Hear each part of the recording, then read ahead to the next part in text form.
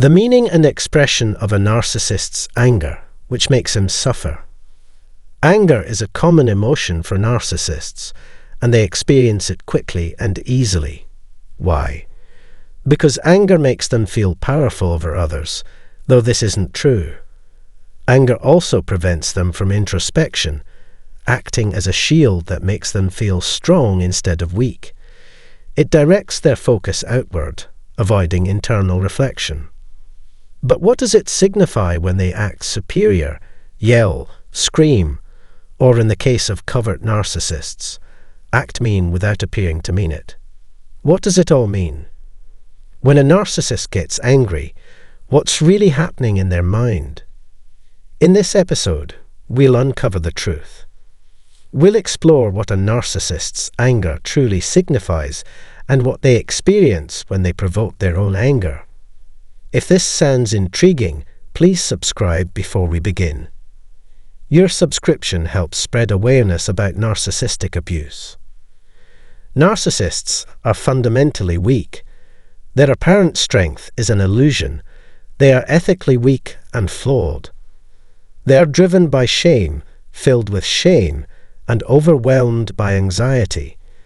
They project their fears onto others because they can't face them.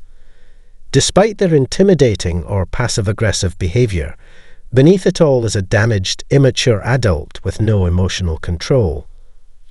Due to their lack of self-control, anger is their preferred and most genuine emotion. Deep down, they know they can't change their lives, so they express anger by yelling, screaming, and belittling others.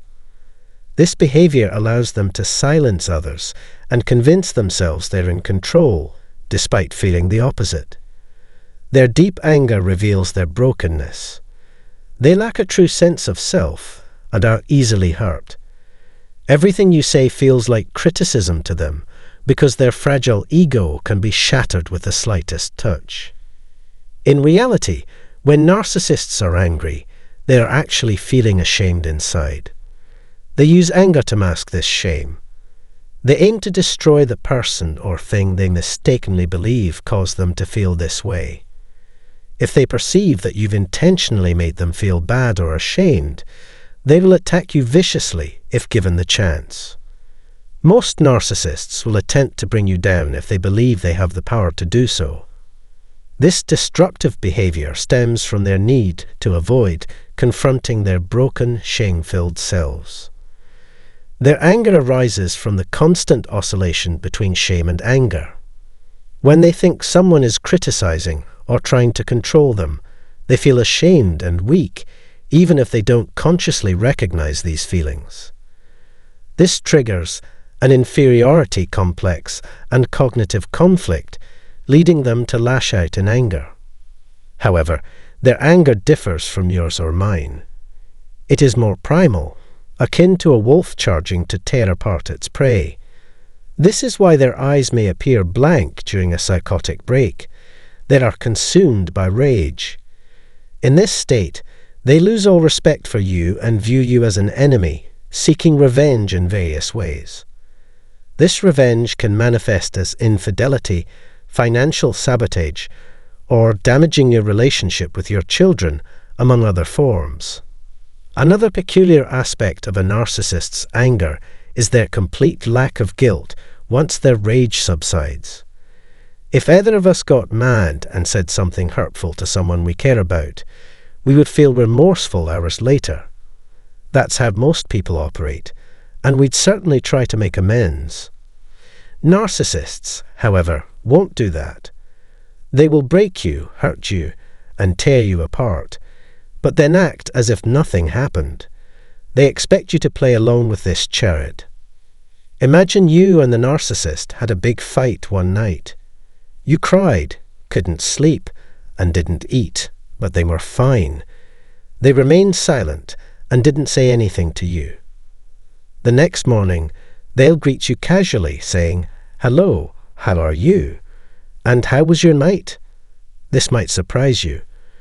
When you ask about the fight, they'll react explosively. "See, this is why we never move on," they'll say. "I can't talk to you because you always have problems.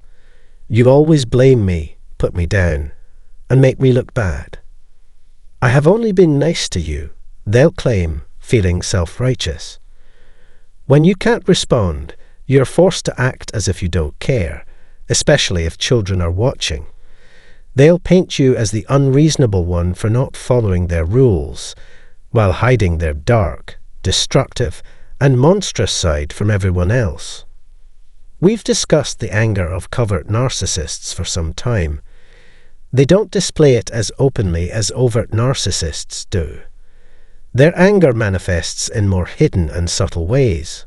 For months, they might mistreat you through silence, which can be even more painful than physical abuse. This prolonged psychic strangulation makes it difficult to breathe, taking away a part of your life. You don't feel important. They won't talk to you, and they might stonewall you. They'll be rude and treat you like a piece of furniture, like this cabinet or something else. They'll act as if you don't exist, making you feel like a terrible person because they'll treat you like a ghost, seeing right through you. For example, my mother had a way of making me feel invisible. If she didn't want to talk to me, she would act like I didn't exist, or like I was someone else's child. When she gave me food, she would pass it through my sister first before giving it to me. It was crazy, and it made me feel small, because I already had separation anxiety, trauma from abandonment, and a lot of mistreatment because of her. She used her feelings against me, and I would beg and apologize when she pushed those buttons. This is where my habit of trying to please others came from. Does this resonate with you? Have you experienced something similar? If so, please share your experiences in the comments below. My dad, on the other hand, was an overt, clear-cut sociopath.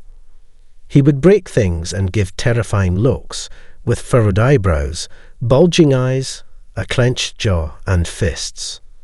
He would then slap, punch, hit, kick, or do anything else to inflict pain, and he would yell at you. His rage and anger didn't stop until you were bleeding or crying.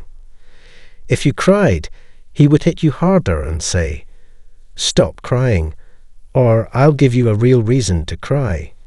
That's what he did. I got the worst of both worlds because covert and overt abuse combined to create a living hell I had to endure. In the end, their anger is just a facade, a mask to intimidate and project power, making people think, "Look at me, you can't mess with me." They want to appear unstoppable, capable of hurting or punishing until you submit and break. But underneath, they're as fragile as glass toys, shattering into pieces when dropped. When their facade crumbles and their sources of validation leave, they break apart completely. Remember this: don't be swayed by their anger. You'll find freedom by focusing on who they truly are beyond the anger. If you can overcome your fear of their anger, it will help you let go of your other fears. Now it's time to conclude this story. As always, until next time, let the healing begin and continue.